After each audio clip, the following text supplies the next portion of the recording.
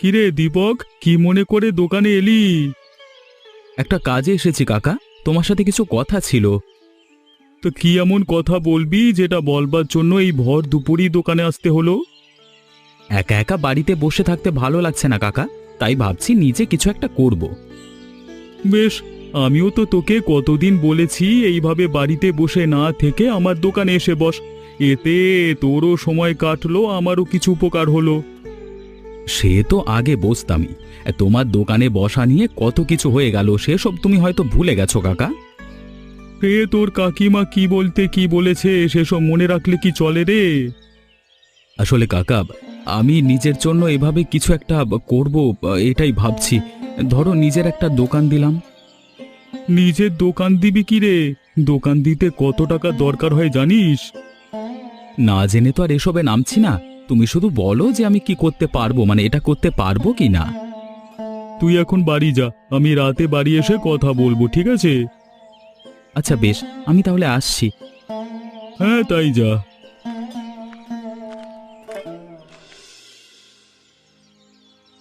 হ্যাঁ রে রঞ্জন, ওই মিনসে দীপকটা কই রে?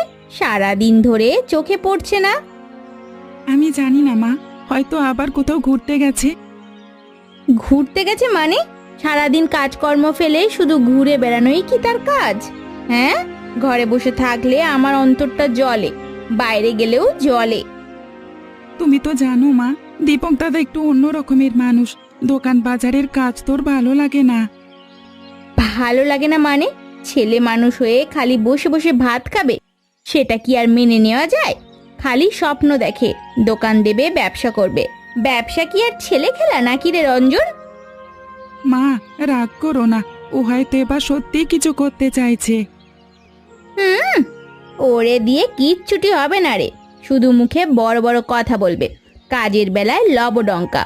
তোর বাবা যদি ওকে কিছু বলতো তাহলে এভাবে মাথা উঁচু করে কথা বলতে পারতো না। তুমি একদম ঠিক কথা বলেছ মা। আমি তো দেখি দাদা সব সময় ওই মোড়লের চেলার সাথে ঘুরে বেড়াচ্ছে। সে নাকি নিজে নিজে দোকান দেবে। হুম, নিজে দোকান দিবে? সে তো গরুর গাড়ি ঠেলতে পারে না, আবার দোকান চালাবে কি করে? হ্যাঁ বলি, দোকান দেওয়ার মতো এত টাকা পয়সা আসবে কোত্থেকে? হ্যাঁ কোত্থেকে রে? সব শেষে আবার লোকজনের কাছে ধার চাইতে হবে। ধার নেবে কি গো? ঠিক বাবার কাছে চাইবে, তুমি দেখো মা। দিক না দিক, তারপর দেখবি তোর বাবা একদিন কি আর আমার একদিন।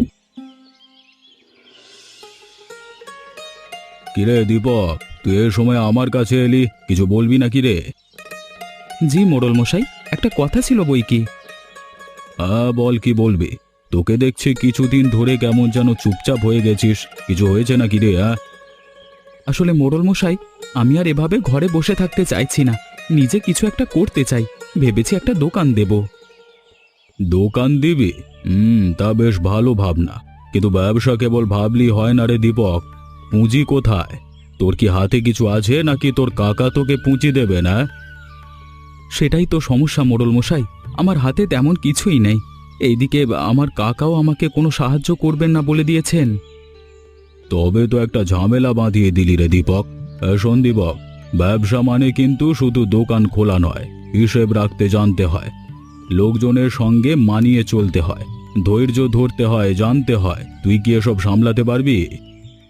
পারবো মোড়ল মশাই, শুধু আপনি আমাকে একটু পথ দেখান। তোর চোখে বেশ আগ্রহ দেখছি, তবে আগে ঠিক করে ভেবে দেখ।